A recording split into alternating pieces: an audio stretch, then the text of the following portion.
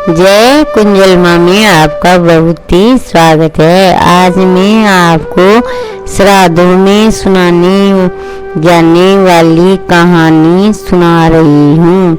इसे सुनने से पुरुषजन व पितृ बहुत ही प्रसन्न होते हैं। एक सेठ और एक सेठानी थे। उनके एक बेटा व एक बेटी थी। बेटे का नाम तो दोदो था और बेटी का नाम दोदी था। उनके माँ बाप का श्राद्ध आया। तब बेटे ने अपनी पत्नी से कहा, मैं तो श्राद्ध करने जा रहा हूँ, तू मेरी बहन को 16 दिन तक रोज बुलाकर जिमा देना। पत्नी ने कहा, हाँ जी, आप निश्चिंत होकर गैया श्राद्ध करवा कर आओ। मैं रोज आपकी बहन को बुलाकर भली भांति जिमा दूंगी। सेठ का बेटा गैया श्राद्ध कराने चला गया। यद्यपि वह अपनी पत्नी की प्रकृति को भी भली भांति जानता था, पर वह कहकर भी क्या कर सकता था। दोदू की पत्नी रोज ननद को बुलाकर सारे घर का काम काज करवाकर फिर रोटी खिला देती थी। जिस दिन श्राद्ध था वह दोदो की पत्नी ननद के घर बुलावा देने गई और बोली कि आप सब जीवने आना, जब पेड़ हिले तब आना, पत्ते हिले तब मत आना। अब पत्ते तो हिले पर पेड़ हिले नहीं, पेड़ कहाँ हिले।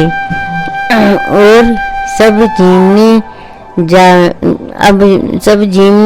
जावे नहीं, जीवने भी नहीं जाए। पत्ता पेड़ के नहीं हिले तो जीवने भी नहीं जाए, ले और जीवने जावे। देखते देखते नींद आ गई। बच्चों की माँ ने कहा, मैं तो भाई के घर काम करने जा रही हूँ, आटा गूंद कर हाथ धोऊंगी तो तुम नाली में के मुंह लगाकर पानी पी लेना। बच्चों ने ऐसा ही किया। बच्चों को भूख से व्याकुल देख सेठ की बेटी के आंसू पड़ने लगे। जब दोदो गैया जी में श्राद्ध करा रहा था तो जल आंधली में खून के आंसू गिरने लगे। तब पंडित ने कहा, दोदो तेरी बहन बेटी रो रही है। दोदो तो समझ गया कि मेरी पत्नी ने मेरी बहन को रुलाया होगा। दोदो ने घर आते ही पत्नी से पूछा कि तू मेरी बहन को रोज बुलाती थी या नहीं, और श्राद्ध पर बुलाया था या नहीं। पत्नी ने कहा, अजी आप भी कैसी बातें कर रहे हो, भला उसके पिता के श्राद्ध पर बुलाती क्यों नहीं। मैंने बुलाया भी और उसके बच्चों सहित आदरपूर्वक जिमा कर विदा किया। दोदो उसी वक्त अपनी बहन के घर पहुंचा और बहन को पूछा कि बहन श्राद्ध पर बुलाया था या नहीं, और तुम लोग ने भोजन किया था या ही नहीं। दोदी ने कहा, भैया भर पेट भोजन किया। बच्चे भी बड़ी खुशी से जिमे, क्योंकि भाभी ने निमंत्रण ही ऐसा दिया था कि पेड़ हिले तब आना, पत्ते हिले तब मत आना। अब भैया पेड़ हिला नहीं और हम लोग जीवने गए नहीं। भाई को ये सुनकर बड़ा क्रोध आया और उसने पत्नी को बुलाकर डांटा फटकारा। पत्नी तबीयत खराब होने का बहाना बनाकर सो गई और मन ही मन सोचने लगी कि ननद को तो इसका सबक सिखा कर ही रहूंगी। उसके पढ़ाए पंडित ने दोदो को कहा कि तेरी पत्नी की तबीयत बहुत ही खराब है।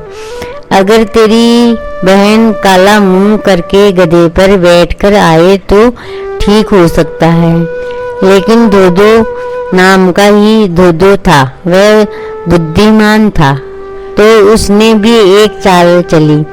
उसने पत्नी से कहा कि तेरे पियर में आग लग गई, सो तेरा माँ बाप भूखे मर रहे हैं, तू उनके लिए भोजन की व्यवस्था कर दे तो मैं दे आऊं। इतना सुनते ही पत्नी की तबीयत ठीक हो गई। उसने जल्दी से मिठाई, पूरी, सब्जी से गाड़ी भरकर पियर के लिए रवाना कर दी, ध्यान रखते हुए कि अपने पुत्र को साथ कर दिया। और बेटे ने ध्यान रखना कहीं भोजन की गाड़ी बुआ के यहाँ नहीं दिया है, यहाँ न रुक जाए, तू मामा के यहाँ पहुँचाना। बेटा भी माँ की ऐसी हरकतों से परेशान था, सो भोजन की गाड़ी बुआ के ही पहुँचा दी। दूधा ने ससुराल जाकर कहा कि आपकी बेटी तबीयत बहुत ही खराब है, और पंडित ने कहा है कि वह ठीक जब ही हो सकती है जब आप सभी लोग गधों पर काला मुंह करके उससे मिलने आओ। माँ बाप, भाई भाभियाँ ने सोचा कि अपने तो एक ही लड़की है, अगर ऐसा करने से वह ठीक हो सकती है तो कर लेते हैं। वे सब विधि गंत्रों पर काला मुंह करके अपनी लड़की से मिलने रवाना हो गए। जब वे लड़की के ससुराल पहुंचे तो उनकी लड़की आटा पीस रही थी और बोलती जा रही थी, मैं तो तूने पूजू संजा हुली मर जो सासू दोनों नंदुली। तब दूधा ने उससे ऐसा गाते हुए सुन लिया और उसने विपरीत गाया कि मैं तो पूजू अंट कटारा मरजो सासू और सातों साला। आगे फिर कहा, देख मर्द की फेरी, माँ तेरी बहन मेरी। पत्नी ने सोचा कि अपनी बहन को मुँह काला करके लाया होगा, फिर उसके देखा तो खुद के पियर वाले हैं, काला मुँह करके खड़े हैं। तब उसने पति ने कहा कि घर में पीछे गोरी आंगन में देखा नागा की टोली।